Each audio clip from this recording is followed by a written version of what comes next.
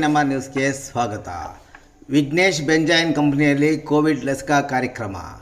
ಚಿಂತಾಮಣಿ ನಗರದ ಚೌಡರೆಡ್ಡಿ ಪಾಳ್ಯದಲ್ಲಿರುವ ವಿಘ್ನೇಶ್ ಬೆಂಜಾಯಿನ್ ಕಂಪನಿಯಲ್ಲಿ ಕೆಲಸ ನಿರ್ವಹಿಸುವ ಎಲ್ಲ ಕಾರ್ಮಿಕರಿಗೆ ಸಾಮೂಹಿಕ ಕೊರೋನಾ ಲಸಿಕೆ ಹಾಕುವ ಕಾರ್ಯಕ್ರಮವನ್ನು ಬುಧವಾರ ರಾತ್ರಿ ಏರ್ಪಡಿಸಲಾಗಿತ್ತು. ಸದರಿ ಕಂಪನಿಯಲ್ಲಿ ಕಾರ್ಯನಿರ್ವಹಿಸುವ ಸುಮಾರು 40ಕ್ಕೂ ಹೆಚ್ಚು ಮಂದಿ ಅಲ್ಪಸಂಖ್ಯಾತ ಪುರುಷ ಮತ್ತು ಮಹಿಳೆಯರು ಯಾವುದೇ ಭಯಭೀತಿ ಇಲ್ಲದೆ ಸರತಿ ಸಾಲಿನಲ್ಲಿ ನಿಂತು ಲಸಿಕೆಯನ್ನು ಪಡೆದುಕೊಂಡಿದ್ದು ವಿಶೇಷ. ಲಸಿಕಾ ಕಾರ್ಯಕ್ರಮದಲ್ಲಿ ಭಾಗವಹಿಸಿದ್ದ ನಗರ ಆರೋಗ್ಯ ಕೇಂದ್ರದ ವೈದ್ಯಾಧಿಕಾರಿ ಡಾಕ್ಟರ್ ಬಸವ ಮಂಜೇಶ್ ಅವರು ಮಾತನಾಡಿ, ಕೋವ್ಯಾಕ್ಸಿನ್ ಮತ್ತು ಕೋವಿಶೀಲ್ಡ್ ಲಸಿಕೆಗಳ ಬಗ್ಗೆ ಜನರಿಗೆ ತಪ್ಪು ಕಲ್ಪನೆ ಮತ್ತು ಸಂದೇಹ ಇದೆ. ಆ ಸಂದೇಹವನ್ನು ದೂರವಿಡುವಂತೆ ಕೋರಿದರು.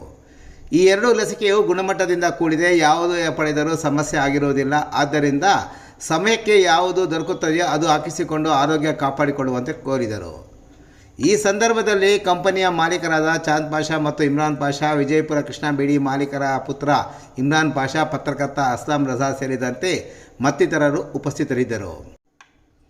ಕೊರೋನಾ ಸೋಂಕು ಪ್ರಾರಂಭದಿಂದಲೂ ಉತ್ತಮ ಸೇವೆಯನ್ನು ಸಲ್ಲಿಸುತ್ತಿರುವ ನಗರ ಆರೋಗ್ಯ ಕೇಂದ್ರದ ವೈದ್ಯಾಧಿಕಾರಿ ಡಾಕ್ಟರ್ ಮಂಜೇಶ್ ರವರನ್ನು ವಿಘ್ನೇಶ್ ಬೆಂಜಾಯಿನ್ ಕಂಪನಿ ವತಿಯಿಂದ ಶಾಲು ಹೊದಿಸಿ ಹೃದಯ ಸ್ಪರ್ಶಿಯಾಗಿ ಸನ್ಮಾನಿಸಿ ಗೌರವಿಸಲಾಯಿತು.